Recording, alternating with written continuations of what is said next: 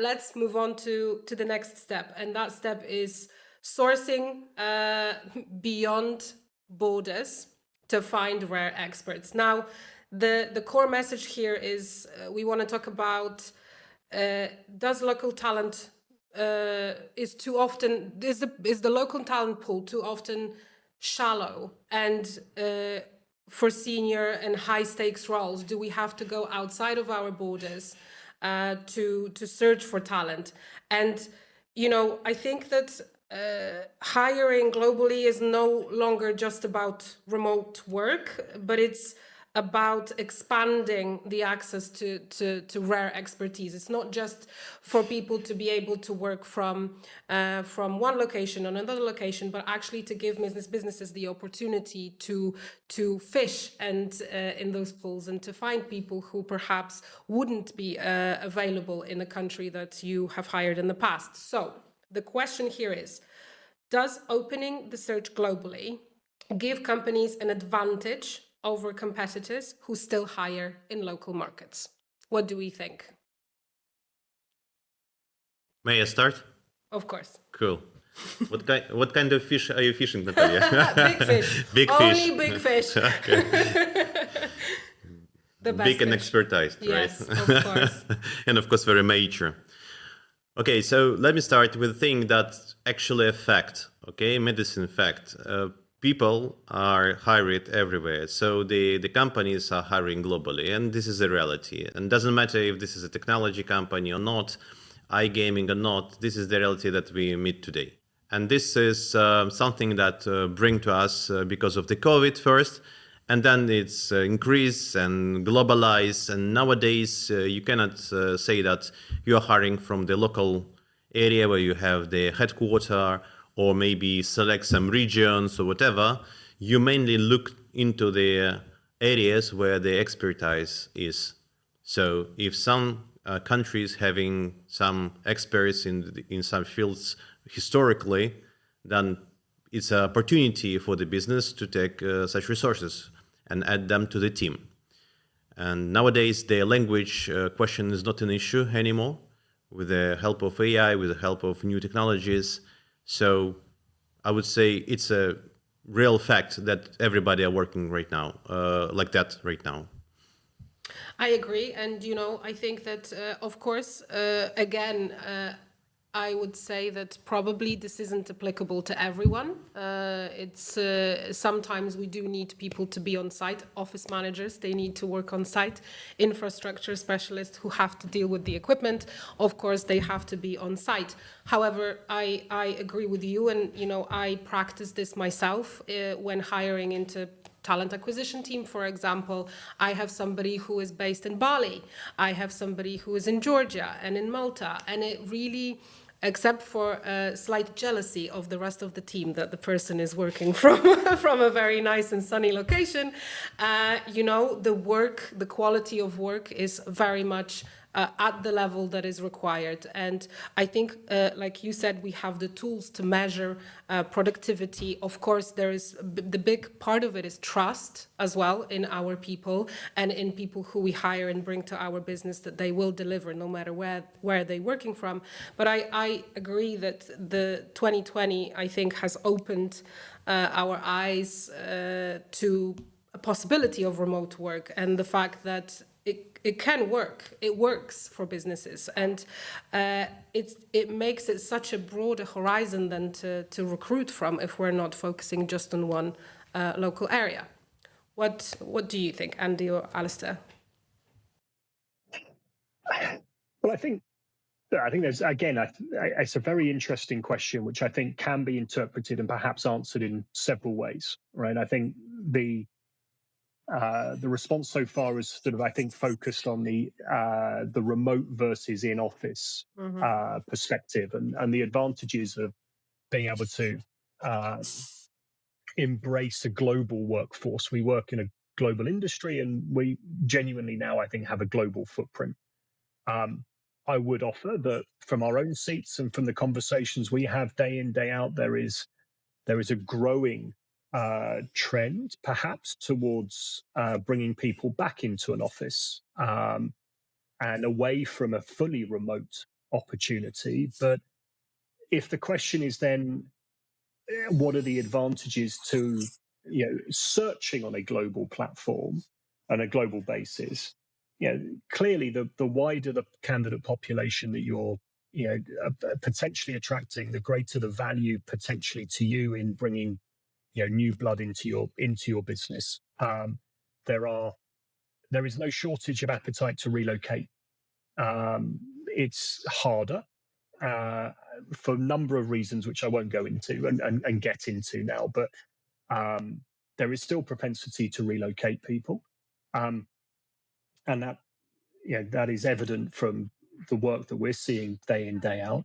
I think also, if we take Malta as an example, or we take Gibraltar, or some of the gaming hubs that have evolved over the last 25 years or so, if you restrict yourself to only looking into local populations, you are restricting yourself to essentially a known quantity. There are lots of people that are very familiar to organizations, have worked in several, perhaps, over the course of their career. You're not sort of opening yourselves up as an organization to bringing in either experience and qualities from outside the sector, and we've seen an increase in the interest in people from adjacent digital sectors, or from other gaming businesses that you may not have seen before, because there are lots of people that you probably will have seen before. That is the nature of small, defined, enclosed markets. Yeah, a few words to add to that in more practical things. If you are thinking about this aspect in the way how to make the hiring successful and how to attract great specialists, for technicians especially, it's very important to still have a possibility to work together with their colleagues. So and we can leverage that in the way that we can put this in the description of the job, that yes, while we are working remotely, there is a possibility to work together, to combine in some co-working spaces or in the office once a quarter or once a month or during the important stages of the projects. And this is recognized by the professionals as a good turn from the business side. So the business invests in this as well, and gives such a possibility for the people to work together closely, maybe some alternative locations, making this cooperation efficient in their work. So it's a good point to put into their job description, because I repeatedly heard this as a question from the candidates on the final interview, like, okay, so you're working remotely, everybody are out of the office, but how do you do this, combining people together? Do you have any kind of activities like working together for a single week or 2 weeks in office, or do you do some kind of workations or whatever? So this is something that candidates are looking for in nowadays when everybody are out of the office. So still we are people, still we need to communicate in offline mode. And this can be a good point to add to the job description, that there are such possibilities and that the company invests in that, so the people can join together and work in the real place in offline. It may not be a popular view, but there's also, if we're talking about the advantages to employers, there's also the cost benefit. Or risk, of extending and expanding the population of people you reach. Particularly if you're focused in a particular location or a small market, we're seeing increasing wage inflation, which you may find greater value in extending your search elsewhere. And you may have seen that yourself, Sergey, in terms of hiring from the technology world. People who are within a defined market tend to see greater wage escalation. Yeah, and especially for technicians, it's very important that you have the team which is shared across the different locations. So depending on the time zone, you always have hands in this time zone, and it's easier for you to do the support of your services even 24/7 because you're spread over the world. So it's one of the opportunity for the business, saving costs for extra shift teams or something, just naturally having these people in these exact local zones. And this is also an approach. But it's more about business, it's not about the hiring process. Anyway, the employer has to be very, I would say, fair and open about that question, because while we are working all remotely, there is still a demand of the people to meet offline, to meet together in the same area, to discuss something offline, to work closely. It really gives them a lot of opportunity and efficiency in their work, and they're looking for this as well. And I think we've been maybe to say stuck at home for a while now. Since 2020, obviously remote work has been something that's very, very popular. And I think I totally agree with what you say, that people crave human, interactions in real life and not just online. And I think that's why team building events and workations and things like this are very important.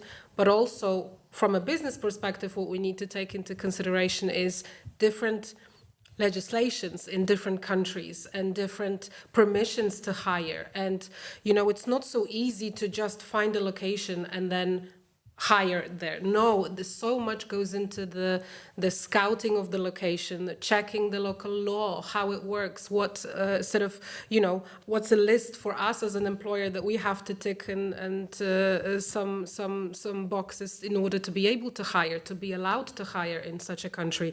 It really isn't just so simple that somebody is in the US or in India or somewhere else and we can just hire them. No, so much goes into getting equipment to them is even a challenge. So, of course, it's not so simple on both fronts, I think.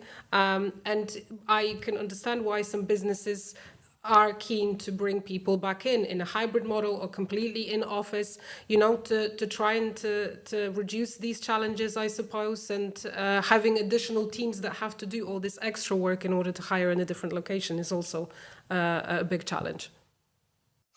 I think the other observations I would make from what we see would be that I think there is talent in locations if you're looking at more of a hybrid rather than outside of borders. But I think it would need an organization to think and look about how they onboard, how they train, bring in adjacent sector people into their business, look at graduates and how you would onboard and train those program. So I think that's possible, whereas I think the ease nowadays is to look abroad, look outside of your borders as well. But I think it is possible, but I think organizations would need to be a bit more flexible on what they look for in the candidate. And the other thing I'd say is slightly, I guess, going against a little bit what Andrew just said, is what we're seeing certainly in technology is that because so many companies now operate a complete remote model, is that the wage inflation is global.